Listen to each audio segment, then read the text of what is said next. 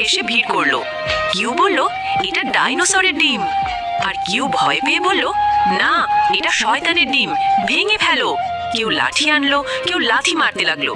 ঠিক তখনই মায়া নামে এক মেয়ে দৌড়ে এসে ডিমটাকে বুকে জড়িয়ে ধরলো। সে সবাইকে তাড়িয়ে দিল। অনেক কষ্ট করে সে ডিমটা ঠেলা গাড়িতে তুলে ফসলের ক্ষেতে নিয়ে গিয়ে মাটির নিচে পুঁতে রাখলো। কিছুদিন পর ভয়ঙ্কর খরা পড়লো। চারদিকে শুকিয়ে গেল, মানুষ এক ফোঁটা পানির জন্য কাঁদছে। হঠাৎ সেই জায়গা থেকে বের হলো একটা সবুজ গাছ।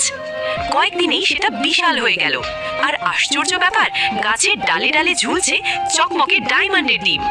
কৌতূহল নিয়ে মায়া গাছটাকে ছুঁয়ে দিল। মুহূর্তেই সব ডিম ভেঙে পড়ল। ভেতর থেকে বের হলো স্বচ্ছ পানি আর হাজার হাজার মাছ। পানি ছড়িয়ে পড়তেই নদী, মাঠ, গাছ সব আবার জীবন্ত হয়ে উঠল। পুরো গ্রাম আনন্দে ভরে গেল। কিন্তু দূরে দাঁড়িয়ে